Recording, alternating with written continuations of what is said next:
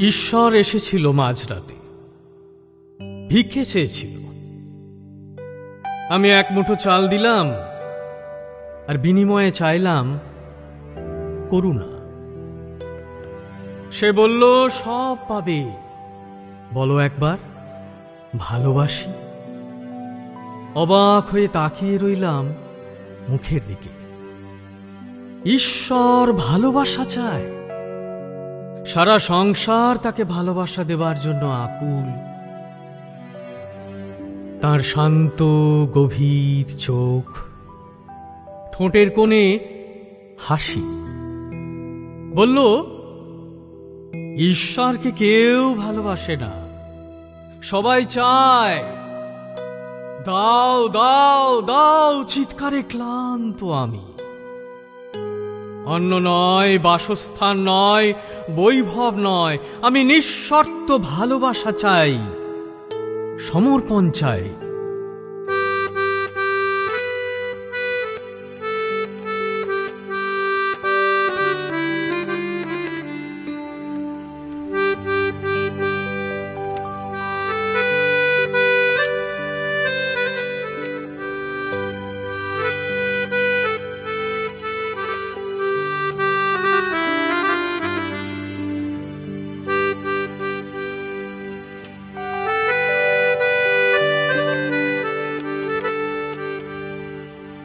আমি তবু বসে থাকি এক অনন্তকাল ধরে।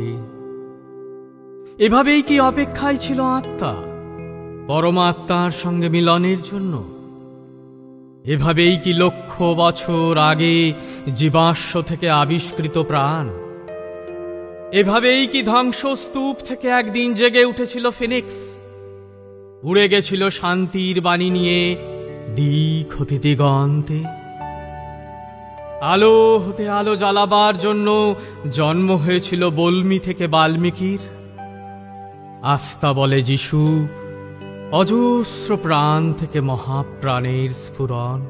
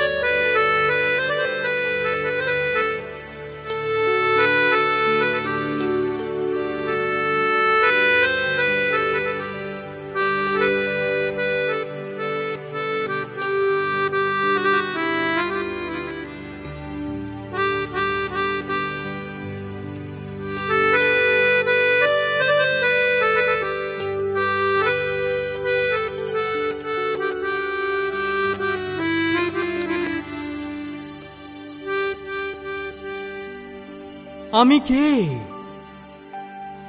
আত্মা কার খোঁজ করে? কিভাবে ছোঁব তাকে? খানিক দ্বিধা নিয়েই আমার হাত তার হাতে রাখবো বলে এগিয়ে গেলাম।